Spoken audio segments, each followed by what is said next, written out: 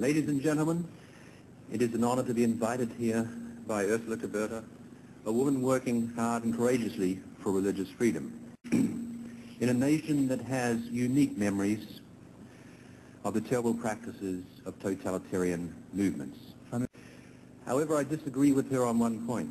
She said that Scientology is represented on the light side by celebrities. I believe that they also represent the dark side of Scientology, insecure, struggling young actors being lured with promises of enlightenment and false success. Although it is correct that I have worked on a large number of cases, I am not going to talk to you tonight about those cases. I'm sure it would put you all to sleep, but I'm more than happy to take questions about any specific cases that anyone wishes to ask once I finish my remarks. Although Scientology mistakenly and misleadingly calls itself a church, it is not an organization which is about religious freedom. Real religions freely and enthusiastically reveal their beliefs. Scientology charges many hundreds of thousands of Deutschmarks to go up the bridge to learn about their beliefs, to go up the bridge to total servitude and not freedom. And Scientology claims a monopoly on its so-called scriptures. That is not religious freedom. If it was, Martin Luther King would have not freely distributed the Bible. And there would have been no Reformation and no Protestant church.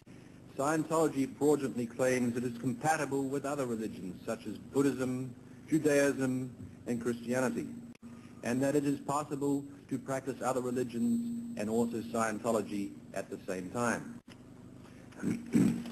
Only after Scientology has enslaved your mind through the techniques of L. Ron Hubbard, those techniques he wrote about in his manual on brainwashing, and was referring to when he stated that he could brainwash people twice as fast as the Russians, does a Scientology learn the truth of what Mr. Hubbard claimed. That he had been to heaven twice, and that there was no man on the cross, and that Christ did not exist. And what is also not widely known about Mr. Hubbard is that he was a follower of one of the 20th century's leading practitioners of black magic, Aleister Crowley, truly a man of the dark side, a man whom Mr. Hubbard referred to as his very good friend. And what is also not known is that the Scientology cross is based on Mr. Crowley's satanic cross.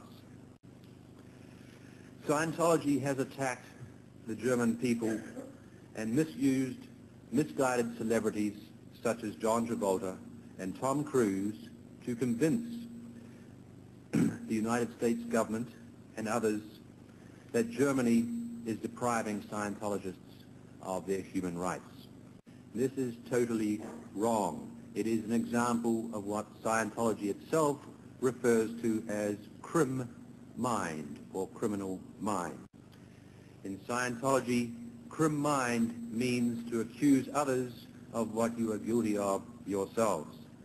And it is clear that Scientology deprives its own members of their own civil rights and human rights. And it is also clear that Scientology seeks to eliminate and exterminate the human rights of its critics.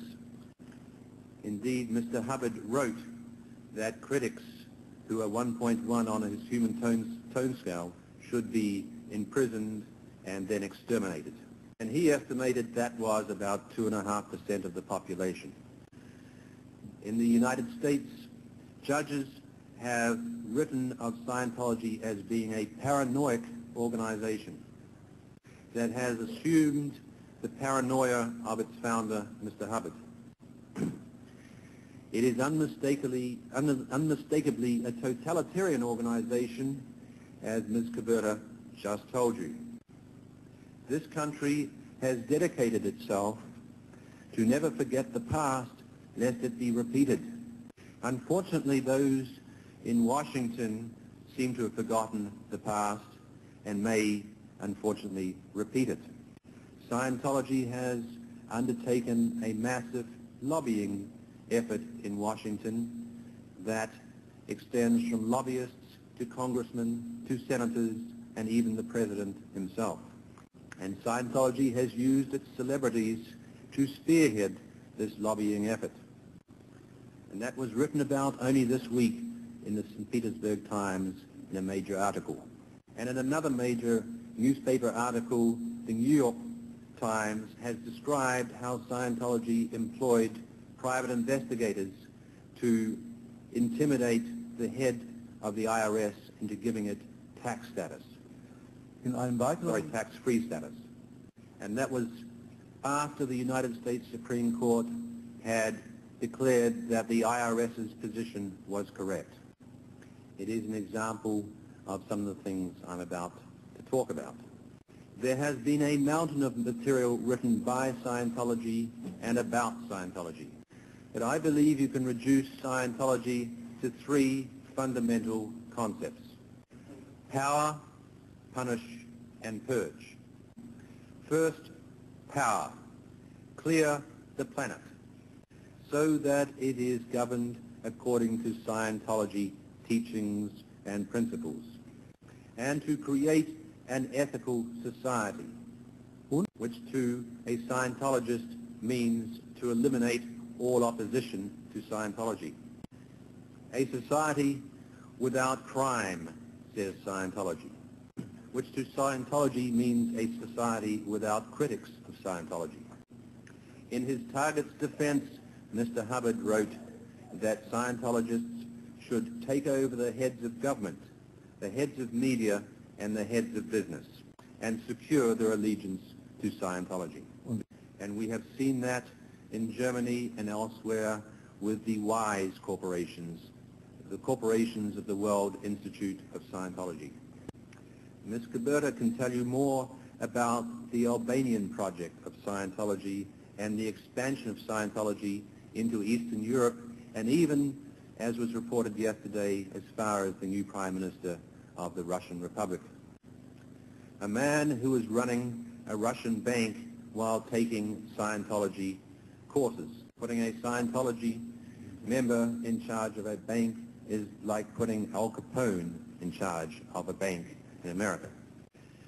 And we have seen Scientology expanding into Eastern Europe through ABLE, the Association for Better Living, and Applied Scholastics, which is part of ABLE.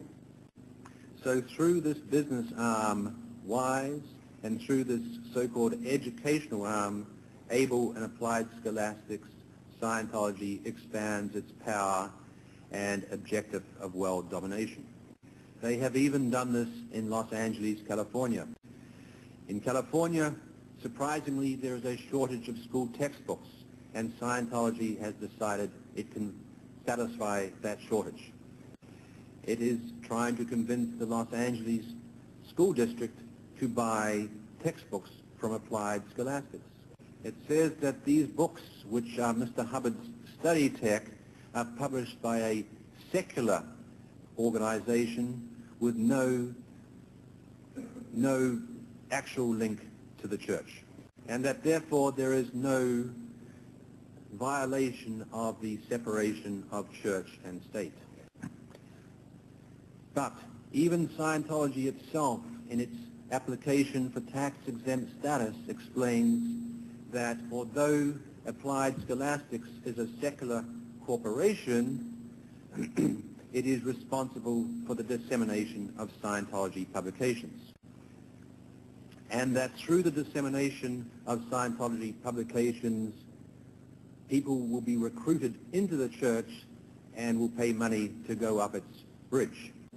That bridge so many find to total servitude, mentally and physically.